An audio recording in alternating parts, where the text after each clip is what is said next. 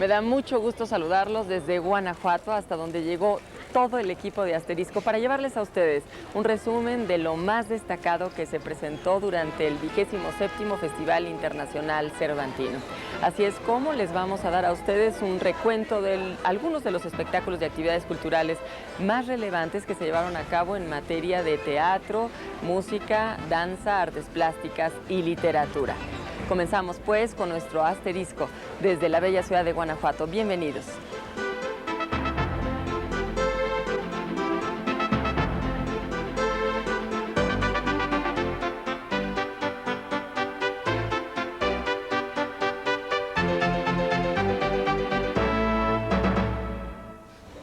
Nos encontramos en la Plaza de San Roque. Aquí es donde se iniciaron los entremeses cervantinos, gracias al esfuerzo del maestro Enrique Ruelas. Bueno, pues para hablar de teatro se montaron en este Festival Cervantino dos espectáculos performance, Hic Hoc de la compañía Jérôme Thomas de Francia y Perséfone de Robert Wilson. El trabajo de Jérôme Thomas está basado en las tradiciones del circo y el cabaret. Sus ejes son el jazz y el malabarismo. Por su parte, Robert Wilson, figura capital del teatro de vanguardia, presentó Perséfone para demostrar por qué se le considera un revolucionario del arte escénico.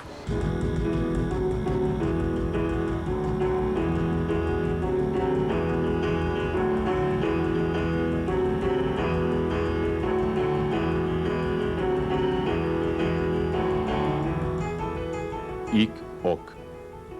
Los personajes tejen un diálogo entre la armonía que surge del piano y el ritmo de las pelotas que saltan una vez y otra en el piso. Contrapunto doble. Todo lo que se ve, se escucha.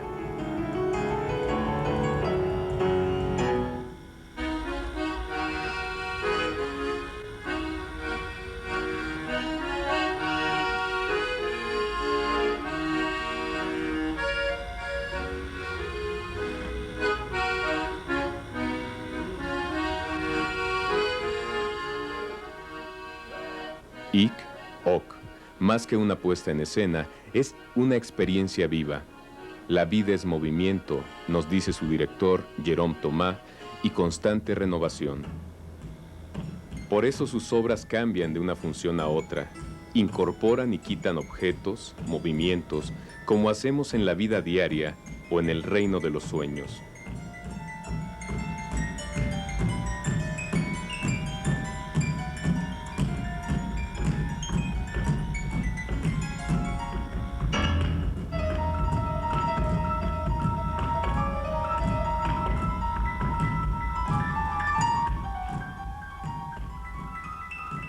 Juego, sorpresa, humor, la tradición del jazz y el cabaret en una obra de mimos, malabaristas, músicos, hombres que disfrutan de la risa y del hacer sonreír.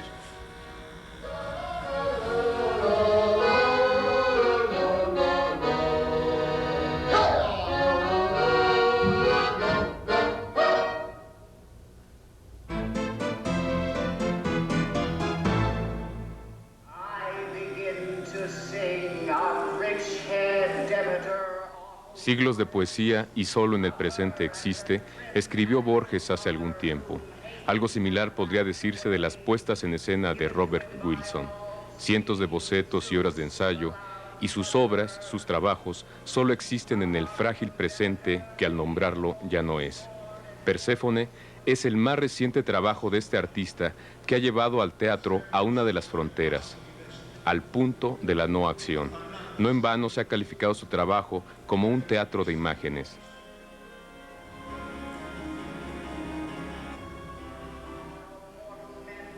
Perséfone, presentada en el Festival Cervantino, es una sucesión de cuadros vivos hilados con el antiguo mito griego de la muerte y la resurrección, del ir y venir del inframundo al haz de la tierra. Este trabajo corroboró el ya viejo interés de Wilson por las artes espaciales, la pintura, la escultura, la arquitectura y la sencillez del diseño.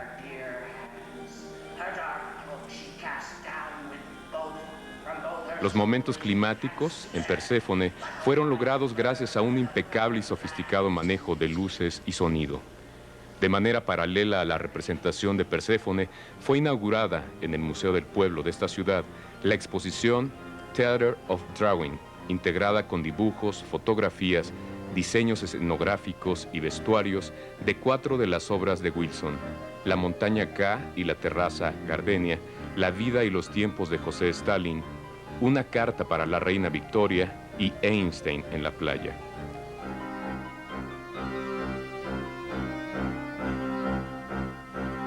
Los elementos de la exposición ayudan a comprender que la apuesta de Robert Wilson es, ante todo, plástica.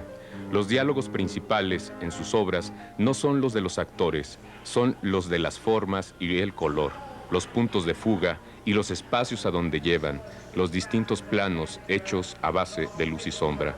Si el teatro es un arte temporal, la obra de Wilson la subvierte para ofrecernos un conjunto de bellísimas instantáneas suspendidas en el espacio.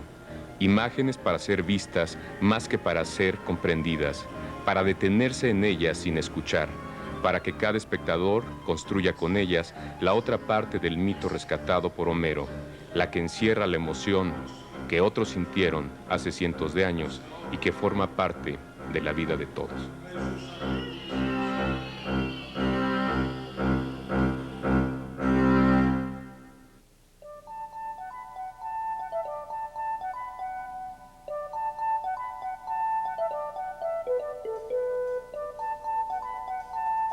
Nos encontramos en el interior de la Alhóndiga de Granaditas, donde han dado diversas muestras de su talento los artesanos de los tapetes de Huamantla, algo de la memoria cultural más importante de nuestro país. Y bueno, como no hay vida sin memoria, pues las efemérides de algunas figuras que han animado desde hace tiempo la vida cultural del mundo también estuvieron presentes en el Festival Internacional Cervantino. Si el poeta y ensayista Ernesto de la Peña evocó a Goethe y Balzac, los organizadores del festival recordaron con interesantes exposiciones las figuras de Borges, Tamayo y Chávez Morado.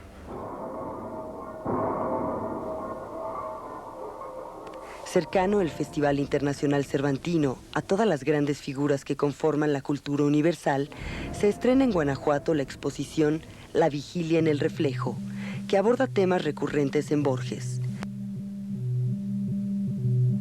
Definitivamente no es una exposición convencional, es algo muy experimental que probablemente por eso mismo a algunos les guste y a otros no. Creo que es una exposición de opiniones radicales. Y entonces escogimos temas recurrentes en la obra de Borges y a través de sensaciones espaciales y sonoras intentamos introducir al espectador a ese universo borgiano.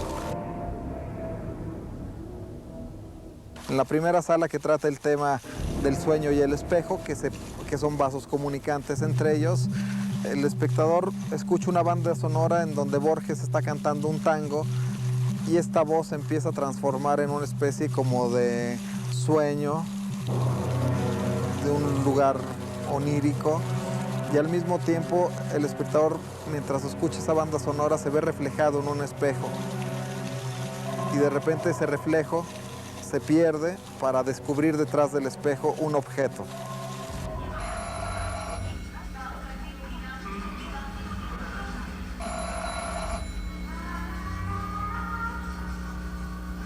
En el segundo espacio es la fugacidad del tiempo. Es un ejercicio que se ha hecho en algunos museos y en algunas exposiciones experimentales, pero en esta de Borges es más sorpresivo porque entramos a un espacio habitado, entramos por el medio de un departamento de una mujer que se encuentra en la cocina y del lado derecho y del lado izquierdo vemos exactamente el mismo amueblado, el mismo departamento, como si fuésemos caminando o si nosotros fuéramos un espejo.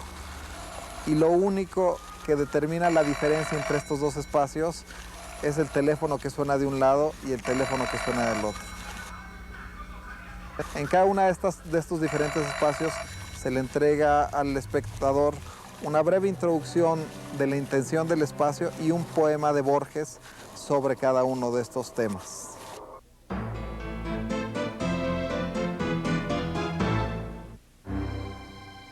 Dentro del marco de festejos que con motivo del centenario del nacimiento de Rufino Tamayo se realizan en el país, el Festival Cervantino presenta una original exposición sobre textiles realizados por Tamayo.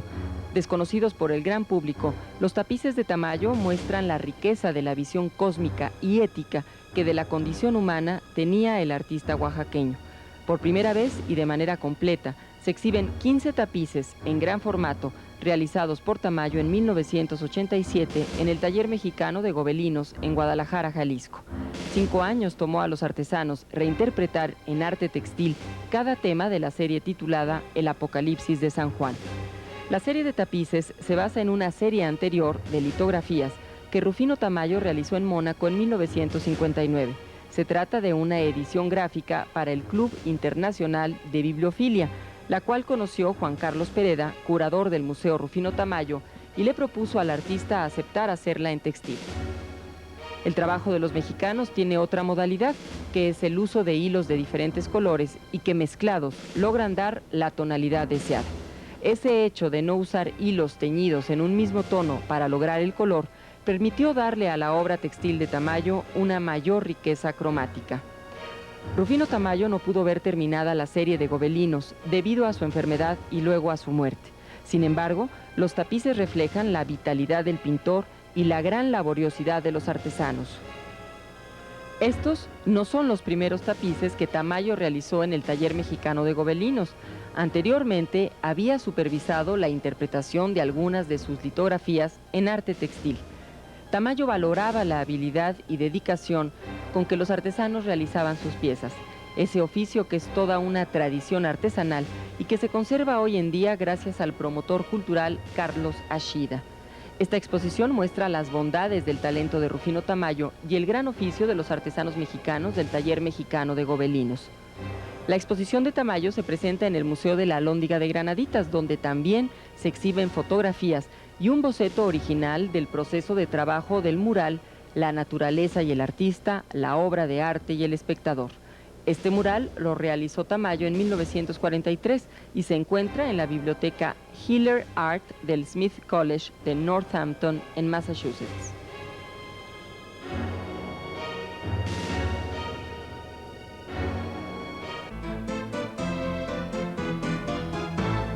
A los 90 años, el pintor guanajuatense José Chávez Morado vive aún por y para la pintura. En el 59, junto con Francisco Goitia, Guillermo Mesa y José Luis Cuevas, fue seleccionado para representar a México en la Quinta Bienal de Sao Paulo, Brasil, donde envió los cuadros, algunos conocidos por ustedes seguramente, Grúa, Vigueta, Nocturno, Requiem, Los Galeotes y Símbolo en Río Secreto. Es nombrado jefe del taller de decoración mural del Centro Superior de Artes Aplicadas de Limba en la Ciudadela, el cual se convirtió al año siguiente en la Escuela de Diseño y Artesanías, otra de las instituciones impulsadas por José Chávez Morado.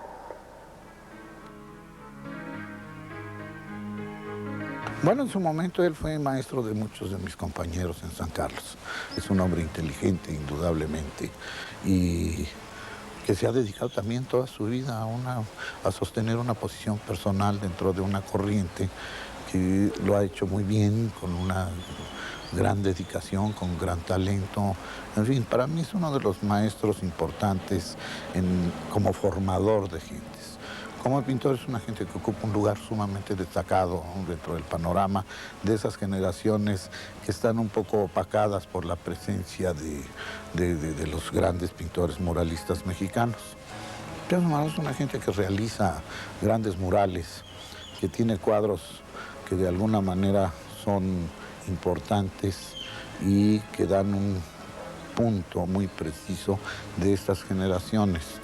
A mí me interesa muchísimo más en él su labor de dibujante y de grabador, donde es más combativo, donde tiene soluciones más precisas, más claras y desde luego donde su mano juega con mayor libertad. Como que con el color se ponía un poquito rígido.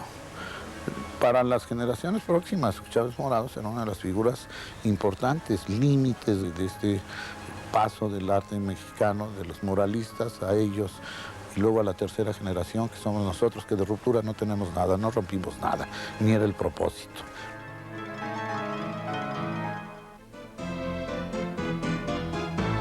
Maestro que ha formado a varias generaciones de artistas plásticos, Gilberto Aceves Navarro participa también en el Festival Internacional Cervantino. Sobre su exposición Historias y Sueños del Unicornio, la cual se presenta en el Museo Jim Byron en la ciudad de Guanajuato, dice el pintor. Bueno, pues empezó por una de las cosas que siempre me suceden. De pronto manejando mi coche en la Ciudad de México, 2 de la tarde, viernes de quincena, todos así hechos un enjambre de coches, ruido por todos lados, ruido afuera, ruido adentro de todo lo que iba pensando, un silencio profundo, se despierta y dice, de las 7000 formas de atrapar a un unicornio. Naturalmente empecé a voltear para todos lados. Ya traigo a alguien aquí que me está hablando, o ya estoy como Santa Juana de Arco oyendo voces. Entonces me moría de risa. Dije, mira nomás lo que me pasa todo por este México horrendo, espantoso. Y dije, no, a ver. Y nuevamente el silencio, y nuevamente esto. Dije, no, esto es serio, tengo que ver. A continuación me fui a Nueva York, compré algunos cuadernos y empezaron a salir las cosas, como si las hubiera pensado toda mi vida. O sea, es una cosa que seguramente la traía guardada desde hacía mucho tiempo. Luego me han preguntado, bueno, ¿y el unicornio qué? Ah, pues el unicornio soy yo. Nada más que este es un unicornio, como yo soy mexicano, medio anahualado. Es nahual unicornio. Y de allí salieron toda esta serie de historias de cómo atrapar. Cuando se me acabó la lista de cosas que yo tenía, le pregunté a algunos amigos, ¿tú cómo atraparías a un unicornio? Y algunos me dieron listas enteras, de los cuales yo saqué algunas muy locas, algunas muy dramáticas, otras, porque los mexicanos tenemos ganas de ser dramáticos siempre. A mí me gusta el buen humor, soy un hombre de buen talante. Y pues de eso se compone muchísimo la exposición, de este sentido del humor. Y algunos son accidentes de trabajo que van pasando, como este que tengo, que está atrapado por unas tarántulas. El unicornio atrapado por unas tarántulas gigantescas y demás, como estas películas japonesas de los monstruos gigantes, bueno, así. Entonces estas grandes tarántulas atrapan al unicornio.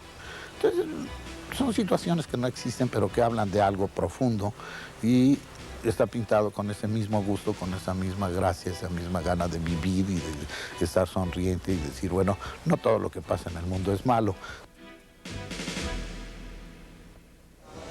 Bailarines de danza contemporánea de regiones muy distantes y distintas del mundo fueron sin duda algunos de los espectáculos que más llamaron la atención aquí en la ciudad de Guanajuato. Sobre estos grupos preparamos para ustedes una crónica sobre la coreografía One of a Kind del Netherlands Dance Theater 1 y otra sobre las obras Ridicule y Contempt, que fueron presentadas por el grupo TAM de la República de Corea.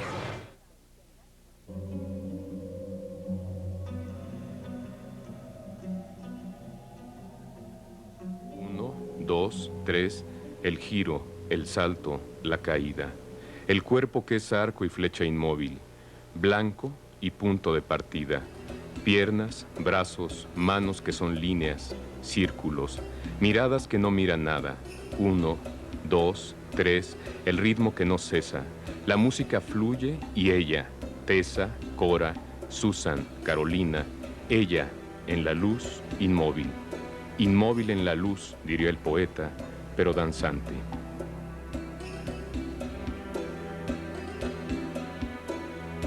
El cuerpo es la única parte del universo que realmente podemos gobernar. Pocos lo saben. Los integrantes de Netherlands Dance Theater forman parte de esa casta de iniciados que transforman su cuerpo en otro cuerpo, lo alzan del suelo y escogen el sitio para dejarlo caer, lo quiebran como una línea, lo curvan como rama, desarticulan sus miembros como si los uniera solo un hilo. Los hacen golpetear aquí y allá, como golpetea la sangre, y cortan su movimiento, como cuando la vida cesa.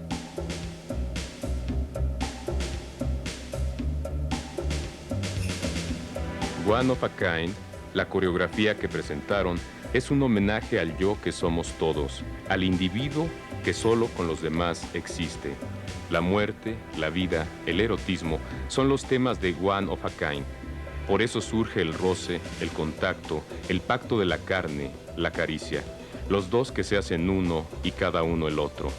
Todo es movimiento, todo es vida. El movimiento une los cuerpos y el ritmo de la carne los confunde. Y como ocurre con cada suceso de la vida, cada instante pasa sin darnos cuenta. El ritmo disminuye, el límite de la luz es cada vez más sombra y el movimiento su contrario. One of a Kind es una logradísima metáfora de la vida, un espejo fiel de nuestros días, pero también el deseo de crear otro tiempo fuera del tiempo y otro espacio que nos permita mirar, como a los sueños, los días que no han llegado y los que pasaron. Como un fluir que empieza y que termina, con el conteo de 1, 2, 3, el giro, el salto, la caída.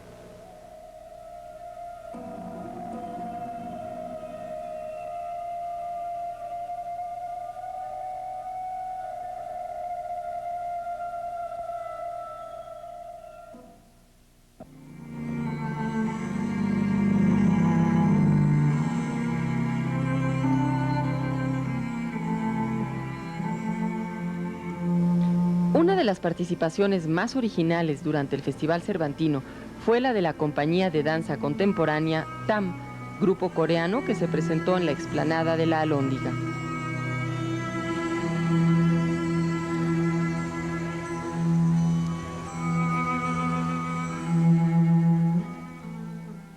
Un grupo de 12 bailarinas presentó las coreografías Ridículo y Desprecio, ambas basadas en la evolución de tensiones humanas, conflictos y emociones.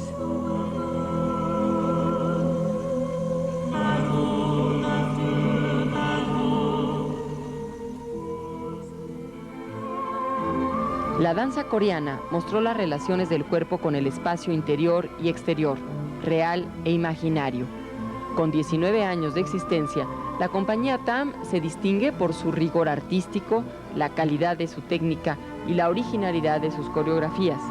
La palabra TAM significa ser deseable, aunque el nombre también alude al tam-tam, percusivo del ritmo primario.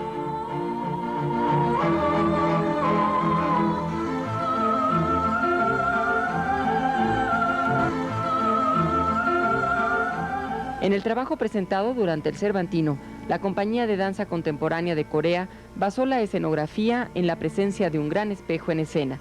Desde allí, las bailarinas descomponían las imágenes de la danza en fragmentos, haciendo referencia a la inseguridad, el desencanto, el ridículo y otras emociones humanas.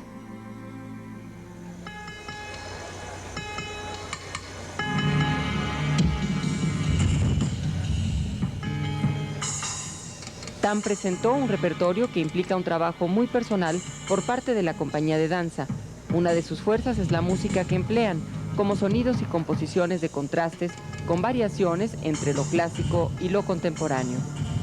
Todo con el propósito de reflejar emociones conflictivas y duales en la vida humana.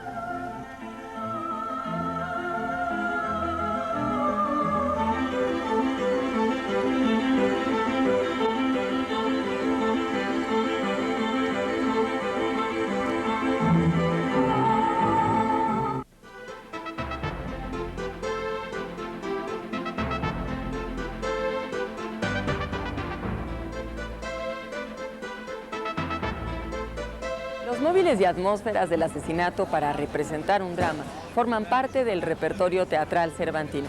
Dos obras dieron cuenta de ello: Becket o El honor de Dios, dirigida por Claudio Valdés Curi, y La muerte se va a Granada, bajo la dirección de José Luis Ibáñez.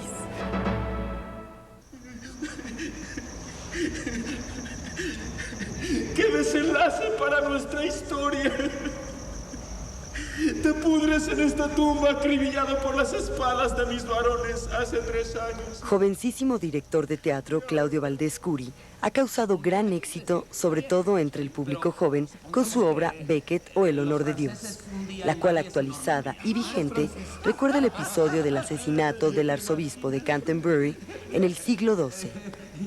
digamos que hicieran la centésima parte de lo que nosotros hicimos aquí. Creo que jamás podría ver a un francés sin sacar mi daga y dejarse... ¿Qué sucede? En realidad es un tema que parece que a nadie le interesa, es tan lejano. Pero a fin de cuentas, como está escrita, es una obra escrita en 1960, en términos de la posguerra francesa, funcionaba muy bien para Francia. Ahora, curiosamente, funciona muchísimo para México. Los tenedores son muy caros. Tenedores. Y como están las arcas del reino, señor, difícilmente creo que vos podréis comprar una docena. Después de nuestra charla con el arzobispo, me vas a poder encargar 3 docenas, Tomás. Me encanta su confianza, señor. Los temas que están en ella son temas que yo vi como muy vigentes, pero quien ha determinado que son vigentes realmente es el público, que ha llenado todas las funciones. Yo creo que esto se debe a 3 temas importantes, que es la búsqueda del ser, la búsqueda del honor, que a fin de cuentas, curiosamente, a fin de siglo, parece que a mucha gente le está preocupando regresar a uno mismo. Luego, la cuestión de la amistad, el amigo que se convierte en enemigo, que siempre es lo peor que nos puede ocurrir en el sentido de que este amigo anterior nos conoce todos los puntos flacos. Y ese es el drama en el cual se centra la historia. Y por último, el abuso del poder, o el uso del poder, porque siempre el uso del poder conlleva un abuso, generalmente, porque siempre está pervertido por pasiones personales. Lo que es tuyo es mío. Lo que es mío es tuyo, ¿recuerdas? Mi príncipe, soy vuestro servidor y todo cuanto tengo os pertenece, señor. Todo sucede en una escalera. La escalera se convierte en castillo, se convierte en convento, se convierte en casucha, en campo de batalla. Y también tiene un trabajo musical interesante, que hay música medieval interpretada por los actores, un trabajo de vestuario muy interesante, que también está hecho con la intención de que el actor tenga las texturas que originalmente existieron, un vestuario finamente bordado.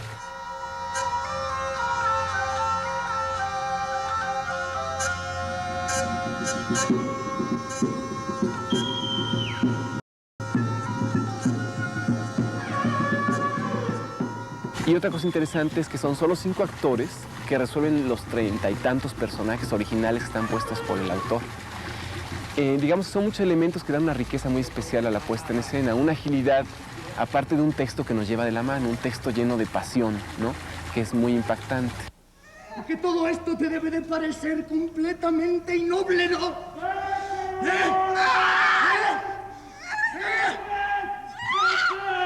Se tendió en el carraje como muerta. Y además, yo no merezco. Además, tú no mereces. Polémica la puesta en escena de la obra La muerte se va a Granada, del novelista Fernando del Paso.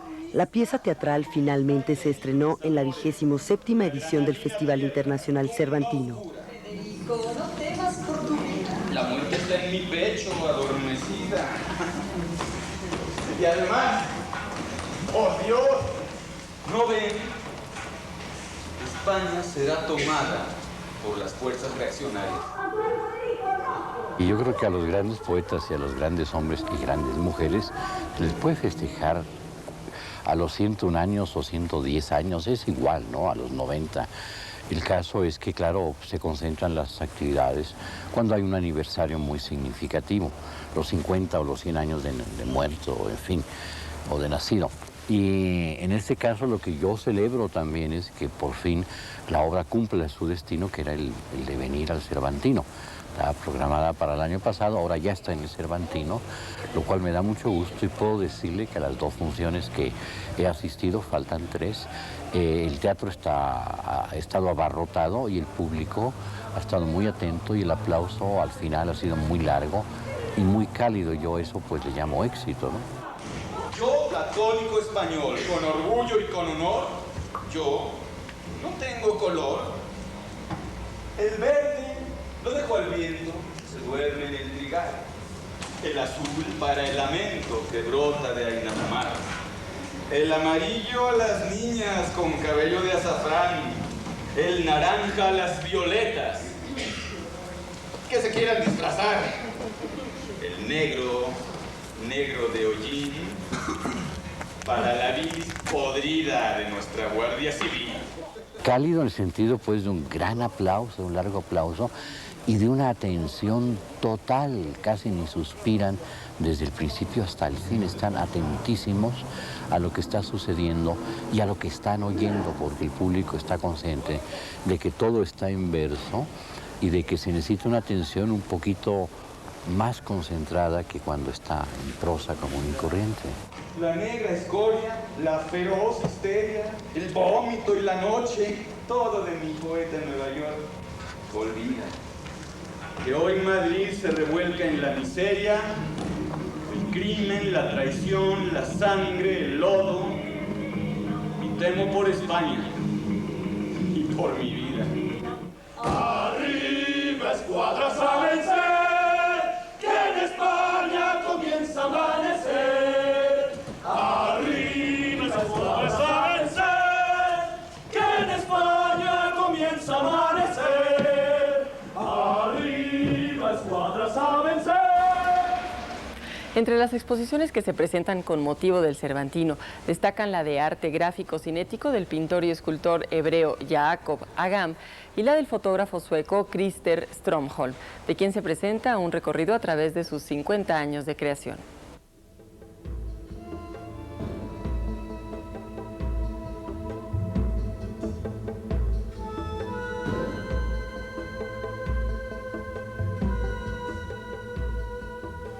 Estos cuadros que vemos no son estáticos ni plantean una única propuesta visual. Son un juego de líneas, figuras geométricas, formas y colores que, según el espectador vaya moviéndose, permiten ver más de lo que a simple vista puede verse.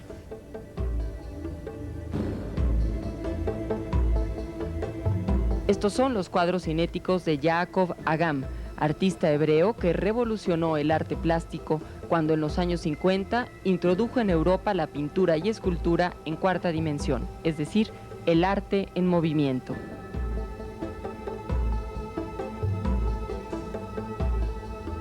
En el Museo del Pueblo en Guanajuato se exhiben obras gráficas de este innovador artista que compone sus piezas en computadoras, cuadernos pautados y con instrumentos de teclado. De hecho, la escritura musical es para Agam la base de su trabajo estético, que no es estático, sino que propone diversas lecturas visuales conforme nuestros ojos se mueven de un lado al otro en torno a la obra.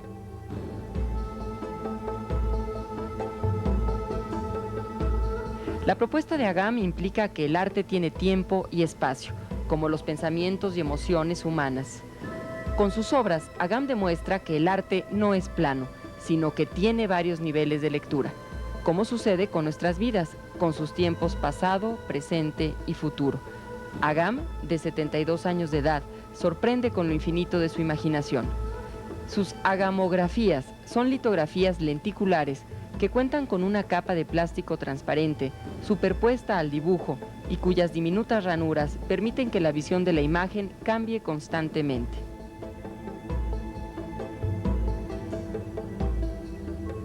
Lo que vemos es una y varias combinaciones de la realidad. No se puede ver la totalidad de la imagen, a menos que nos movamos de ángulo y busquemos.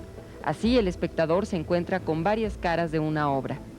Es la revaloración parcial y total de la obra de arte, compuesta por la diversidad de imágenes que aparecen, coexisten y desaparecen.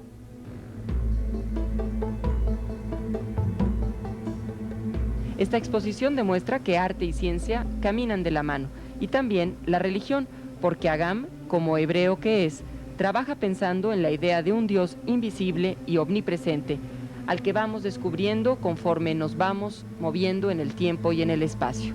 Esta exposición es una invitación al mundo de la belleza, la originalidad y el juego de la imaginación.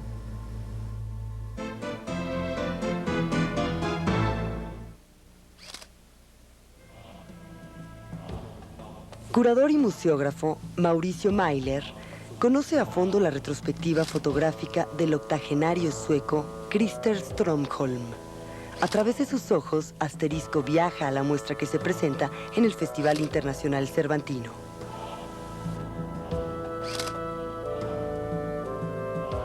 Bueno, la exposición de 9 segundos de mi vida, que así se llama, se denomina esta exposición de Christer Strömholm, que a pesar de que sea una exposición itinerante, yo creo que tiene un sentido muy particular de interés de verse en donde más se puede en el país por la importancia de la mirada de este hombre sueco de casi 80 años. Creo que es una especie de retrospectiva de trayectoria de las imágenes más importantes que él ha creado en 60 años de trabajo.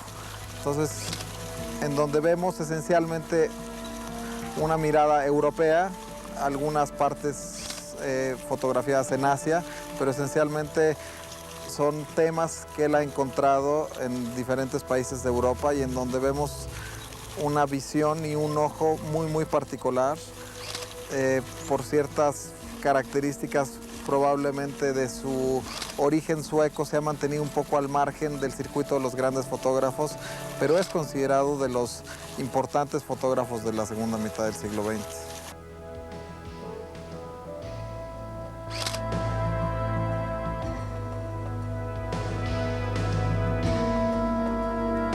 Bueno, en la exposición se encuentran 160 imágenes con diferentes temas. En un inicio vemos imágenes de las calles de París en los 50, por ejemplo, con un contenido muy, muy importante de una mirada hacia la mujer de cierta edad, muy juguetona. Tenemos otra serie en donde los niños aparecen en diferentes circunstancias. Tenemos uno de los ejercicios más importantes en la exposición y más desarrollados, que es un trabajo que él realiza también en los 50 en París, de transexuales, que él los empieza a fotografiar en la noche en los bares de Pigalle, sin darse cuenta que son transexuales. Él se acerca a mujeres y hace una cita con uno de ellos, o con una de ellas más bien, para verse al día siguiente y enseñarle el trabajo que hizo, y bueno, pues resulta ser un hombre. Entonces, a partir de eso, él empieza a adentrarse en este mundo de los transexuales y la manera como los retrata es de un enorme respeto, ¿no?, por esa decisión que ellos toman de transformar su sexo. Fuera de esta serie de los transexuales, hay una serie de detalles, de texturas que él encuentra en su entorno más próximo. Pueden ser zapatos, pueden ser costales, pueden ser hojas, puede ser nieve, creando unas composiciones de un enorme dramatismo, ¿no?, exquisitas en su contraste y en sus texturas.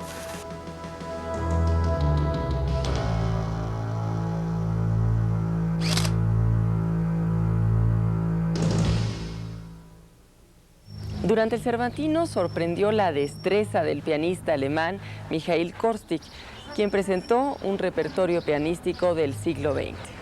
Galardonado con las máximas preseas musicales europeas y estadounidenses, este pianista alemán ofreció un programa que permitió conocer la evolución de las composiciones para piano en este siglo.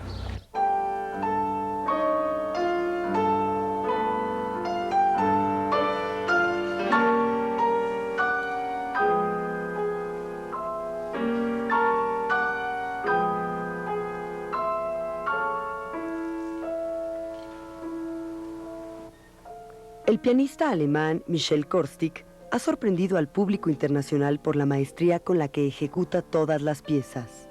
Multigalardonado, habla sobre el repertorio que seleccionó cuidadosamente para tocar en el 27º Festival Internacional Cervantino.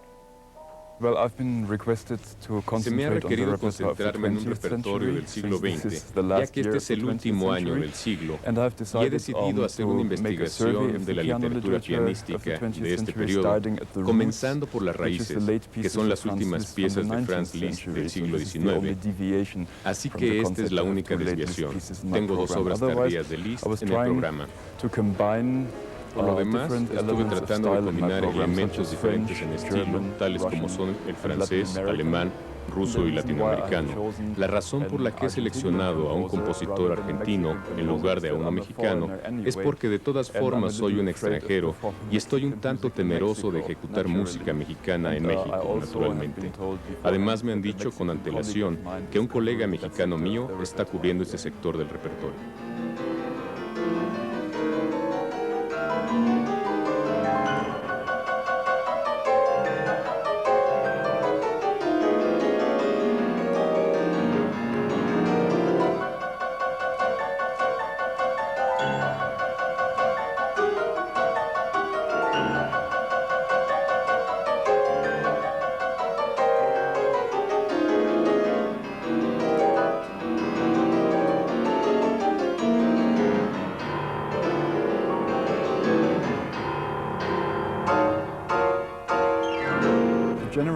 La idea general del programa es no incluir el tipo de música que asusta a la gente, porque hay mucha música del siglo XX que yo considero que se ha escrito un tanto en contra del público.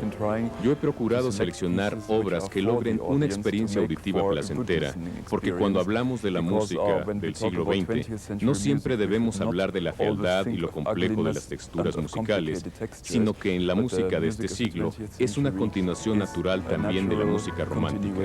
Por lo menos los grandes compositores lo han visto de esta manera.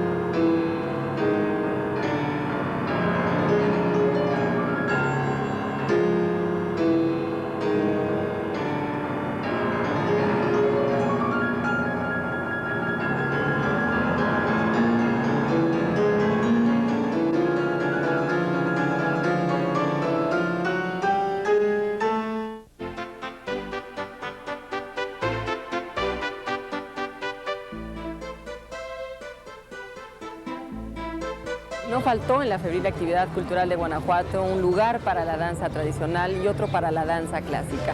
De danza tradicional se presentó, entre otros espectáculos, la compañía Ensamble Polienko de la República Eslovaca. Y en lo que respecta a danza clásica, se presentó, entre otros, la Compañía Nacional de Danza con la coreografía Onegin.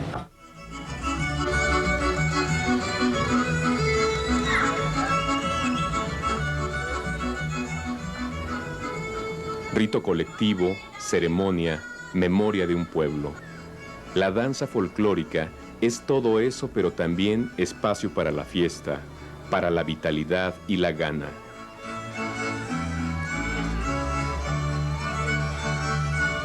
El ensamble Polienko es prueba de ello.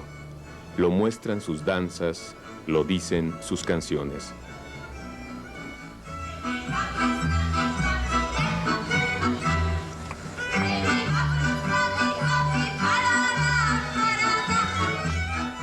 En estos días de divisiones políticas y económicas en lo que fuera la antigua Checoslovaquia, la música y el baile nos muestran que la cultura y el arte no conoce fronteras.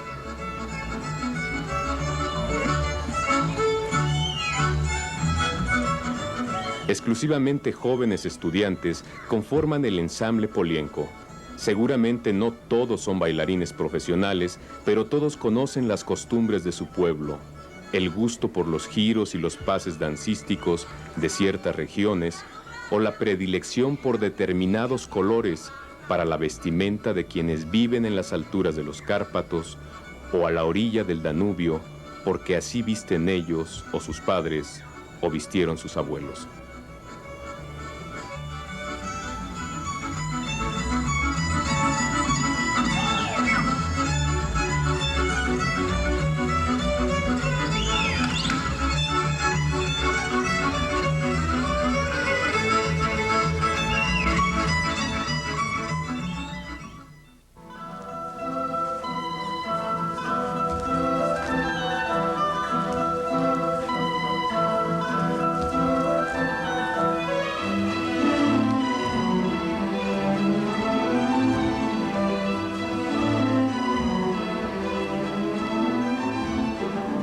En pleno Festival Internacional Cervantino, la Compañía Nacional de Danza estrena por primera vez la obra Onegin, basada en la obra del escritor ruso Alexander Pushkin, con música de Tchaikovsky y coreografía original de John Cranko.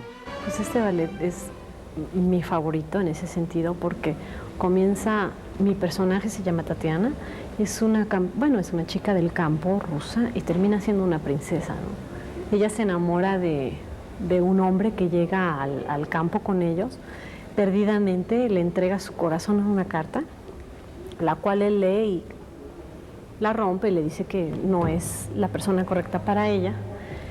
Y ya pues pasan muchas otras cosas durante el ballet que también son muy interesantes, pero finalmente Años después ella se casa y se convierte en una princesa y se encuentra con este supuesto amor de su vida, ¿no? Y todo lo que desencadena encontrarte con alguien que tú creíste que era la cosa más especial, ¿no?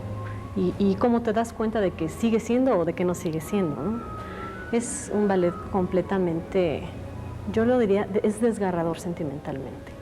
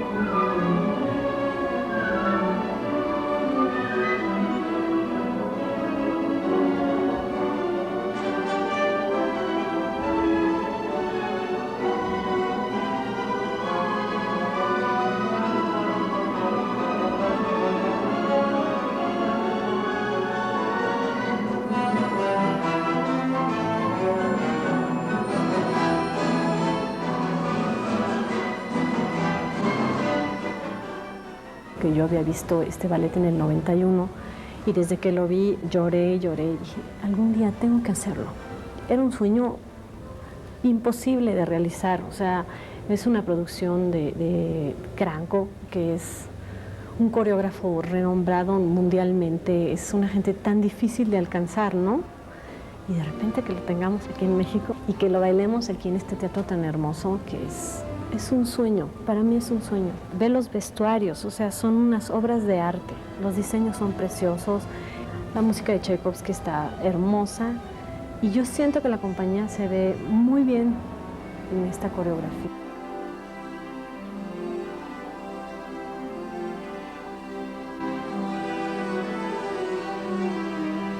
Fuera del Festival Internacional Cervantino, pero sin perder el carácter mítico y actoral, nuestra compañera Claudia Hernández de Valle Arizpe nos preparó una entrevista con Enrique Serna, autor de la novela El seductor de la patria.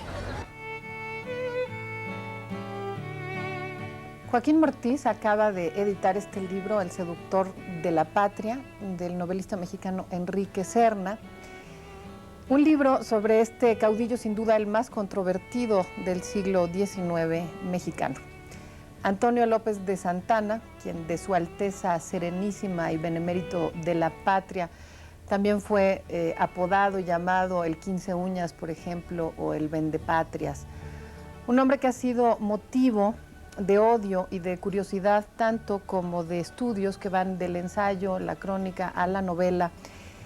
Habiendo entonces antecedentes literarios, unos mejores que otros, por ejemplo, Agustín Yáñez, Enrique Krause, José Fuentes Mares, incluso Rosa Beltrán, Serna decidió de todos modos emprender la escritura de esta novela y quizá por eso mismo, porque se trata de una novela que mezcla historia y ficción con mucha libertad, pero también con un gran rigor sostenido por la investigación de muchos años. Todo ello hace que, aún en su tema, esta novela, El seductor de la patria, resulte novedosa. Con el personaje central del seductor de la patria, con Antonio López de Santana, sostuvimos la siguiente conversación. ¿Cómo se siente Antonio López de Santana cuando lee esta novela del seductor de la patria? El juicio histórico que le ha hecho el pueblo mexicano. Si hubiera muerto más joven, después de una de sus grandes batallas, ¿le hubiera ido mejor? Mire usted, esta novela no tiene la verdadera, no refleja la verdad sobre mi actuación política y militar. Creo que yo merecía que un mejor escritor se ocupara de mi vida, quizá Carlos Fuentes o Gabriel García Márquez, pero desgraciadamente me he tenido que conformar con esta novela de ese tal Enrique Serna, que realmente no le hace justicia a mi figura, porque creo que mi actuación fue muchísimo más gloriosa lo que la pinta. Es verdad, Antonio López de Santana, que vendió la mitad, casi la mitad del territorio nacional. Fue así de simple la cosa. Este es un infundio que han propalado mis enemigos. Es totalmente falso. En primer lugar, yo no firmé los tratados de Guadalupe Hidalgo, que firmó el traidor José Joaquín Herrera, donde se dio casi la mitad de nuestro territorio a los Estados Unidos. Y tampoco soy el responsable por la pérdida de Texas. Yo solamente di la orden de retirada al ejército y el cretino de Filisola cometió el error de obedecerla cuando era obvio que yo le estaba diciendo entre líneas que no me hiciera caso. ¿Por qué cada vez que ocupó Su Alteza Serenísima la silla presidencial, de repente le entraban unos humores extraños, se cansaba de ejercer el poder desde el centro y le venía esta necesidad de salir corriendo a un retiro a manga de clavo? ¿Por qué siempre esta cuestión, esta dicotomía? Porque yo no soportaba las mezquindades de los políticos, la lucha de los partidos que trataban de inclinarme hacia una política o hacia otra. Y entonces yo les demostraba una y otra vez que para mí el poder realmente no significaba nada. Lo importante para mí era la gloria. Y con las mujeres, esa relación con las dos esposas, lo ponen muy mal en la novela El seductor de la patria, esa relación con las mujeres a partir del machismo. Mire usted, mis dos mujeres las adoré, les di su lugar siempre, para mí eran unas santas, pero lógicamente un militar como yo, que pasaba meses enteros en las campañas, tenía que buscar solaz y esparcimiento en los brazos de otras mujeres. Claro. Por eso regué mi simiente por varios estados de la República y tuve varios hijos naturales, pero siempre los reconocí, tuve esa honradez y esa hombría. Claro, pero las hijas mujeres, aún las legítimas, no tenían el mismo valor. Cuando nació una de sus hijas legítimas, usted no asistió al parto, no quiso saber de esa criatura con Inés de la Paz porque había nacido mujer. Pero es que estaba en medio de una pelea de gallos muy importante. Me estaba jugando una fuerte cantidad de dinero y tenía que estar vigilando para que no le hicieran trampa a mi gallo. Ahora, uno de sus gallos más amados se lo sirvieron en un mole. Sí. ¿Qué sintió cuando se lo dieron? El cola de plata. El cola de plata. Fue una de las cosas que más me han dolido, no solo en el estómago, sino en el alma, porque yo adoraba a ese gallo y desgraciadamente mi esposa, en un arrebato de celos, quiso vengarse de mí de esta manera tan brutal. Todo lo hizo por el bien de la patria. Siempre. Siempre. Nunca dudó. No dudé nunca porque yo sabía que el bien para mí era también el bien para la patria. Claro. Estaba tan plenamente identificado con ella que no podía equivocarme. Pero ¿por qué entonces este escritor Enrique Serna dice que usted despreciaba tanto al pueblo, a la plebe, como dice, como pone en voz de usted? ¿Y qué experimentó cuando supo que esta plebe, que usted también despreciaba, no lo niegue, había pateado su pie por las calles de la ciudad? Bueno, ese no fue una blasfemia contra mí solamente. Fue una blasfemia contra la patria, porque esos huesos que reposaban en el Panteón de Santa Paula eran un símbolo nacional. Como tema, el que domina en esta novela, El seductor de la patria, es sin duda la negación de la realidad en voz del personaje principal y también de Jiménez, su fidelísimo escudero. Se trata de un recordatorio, sin duda, de que el poder puede hacer perder toda proporción y todo juicio crítico hasta llevarnos a la ceguera. Esta novela sin duda reflexiona sobre el poder y sobre el poder en México y también a través de la fuerte presencia de todos los enemigos de Santana logra este propósito si tomamos como enemigo a todo aquel que piensa simplemente de manera diferente. En el Festival Internacional Cervantino, las actividades académicas también jugaron un papel de importancia. En el rubro literario, el maestro Ernesto de la Peña dictó 4 conferencias dedicadas cada una de ellas a Goethe, Borges, Racine y Balzac. A propósito de Balzac, el maestro Ernesto de la Peña nos comentó el por qué a veces las novedades literarias nos las ofrecen autores que nacieron hace 200 años. A Balzac se le ocurrió una idea genial al principio de su carrera. Él vivió muy pocos años, murió de 51 años. Era cafetómano impenitente y eso lo llevó a la tumba. Pero cuando era muy joven se le ocurrió una idea aparentemente menor, pero que es fundamental. Empezó a escribir novelas y concibió esta idea. Dijo, si yo las uno mediante personajes comunes, aparte de que hago ciclos de novelas de distintos ambientes y medios sociales, y así construyó la comedia humana, que son cerca de 90 novelas. Esto lo han seguido muchísimos escritores después de él, muchos, la mayoría sin decir que es idea de Balzac, pero la idea original, hasta donde yo sé, es de Balzac. Y esta es una innovación enorme en la novela, aparte de que también él, sobre todo en el terreno jurídico, fue un hombre invadido de deudas toda su vida, con pretensiones de nobleza, persiguiendo obsesivamente a la condesa Hanska, con la que finalmente se casó. Entonces, precisamente por eso tenía mucha necesidad de dinero, por fortuna para las letras, porque por eso escribió tanto. Y entonces aplicó esto de inmediato, y su observación de la sociedad francesa de su tiempo es muy penetrante, y decía yo que otra innovación es el empleo del lenguaje técnico, jurídico sobre todo, porque él padeció a menudo litigios en contra suya por ser deudor moroso, etcétera, etcétera, e introdujo ese mundo que después encontramos en Galdós, maravillosamente bien hecho, de lo que se llaman los covachuelistas, es decir, ese mundo menor de la jurisprudencia, de los jurados, de los tribunales, de todo esto, que es obsesivo en Balzac y en parte de la obra de Pérez Galdós también. Bueno, pues así es como damos término a nuestro programa de hoy, Asterisco, dedicado a la 27ª edición del Festival Internacional Cervantino. Hasta Guanajuato quisimos llegar con Asterisco para llevarles a ustedes lo mejor de este festival que año con año se celebra para festejar lo mejor de la música, el arte, la literatura, las artes plásticas y el teatro. Bueno, pues nos despedimos de ustedes aquí en la Plaza de San Roque, donde años atrás dio inicio a este festival. Yo los invito a que, como siempre, nos hagan favor de enviarnos sus sugerencias y comentarios por correo ordinario o correo electrónico. A nombre de todo el equipo de Asterisco que hace posible este programa, les doy las gracias y los invito, como siempre, a que nos acompañen en una emisión más de este programa. Gracias, pues, y hasta la próxima.